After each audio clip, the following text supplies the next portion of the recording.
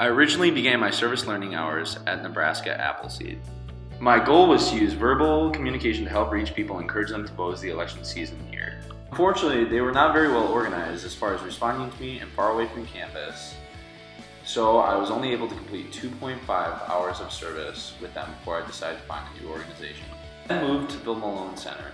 I chose the Malone Center because I believed I'd be able to use my verbal and nonverbal communication skills as well as active listening to reach kids and be an effective role model. When I began at Nebraska Appleseed, I was told I'd be making calls to citizens in the surrounding area. Their hope was that the calls, which encouraged people to go out and vote, would lead to an increase in voters. The first skill that I had to use was obviously verbal communication.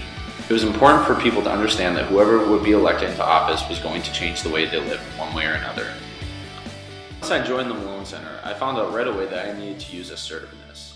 Kids understand right away that if an adult lets them get away with one thing, they will take advantage of the opportunities. I knew that and immediately began to become assertive if they did something wrong. It was a wild card, however, as to whether the kids would listen or not. If they did not, I would just go and get a respected adult that worked at the Malone Center to take care of the problem. The third interpersonal skill that I used was active listening. A child does not want to be treated like a child. Instead, they want to be treated like an equal peer. The best way is to start through active listening. By giving your child the utmost respect, they will learn to respect you and in turn, listen back. The fourth interpersonal skill that I used was problem solving. When you're playing with kids, every single one of them wants your undevoted attention, which can lead to fighting between them. The best way to deal with it is coming up with a solution on how to get the attention they want to both of them. The final interpersonal skill that I used was nonverbal communication. I used this skill when I expressed to a child that they were doing something they shouldn't be doing. Just by giving a simple blank stare, they knew that it was time for them to stop. I also used it to express interest in whatever they were talking about. Just by smiling and nodding, they felt that I was taking an interest in what they were saying. That I made a significant impact to the Malone Center in 3 different ways.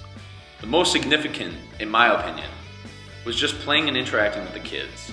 After talking to a few of the kids, I discovered that many came from lower class families, while others did not receive the attention that they deserved at home. I took it upon myself to become a positive role model for all of the kids there and just give them the attention that they deserved. I believe the best way to make a positive impact in someone's life is to treat them the way you'd want to be treated. The second contribution that I made was setting up for snack and cleaning up after.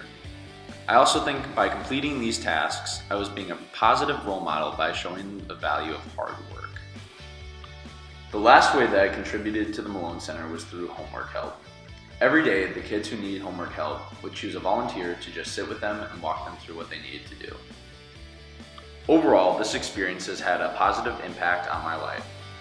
It has made me much more thankful for my family and for what I have been given. I believe I positively affected the Malone Center kids by giving them a role model to look up to. I went there wanting to be a positive role model, and I became just that by giving them the attention and showing them the values, kindness, and hard work. If I could do anything differently, I would have just started there much sooner than I did, and I wish I had more time to complete my hours because of my tough and packed weekly schedule. I recommend this project to anyone who has extra time after classes and is looking to help the community. So all in all, I encourage people to go out and volunteer because you can be the difference, the role model, like my dad is to me.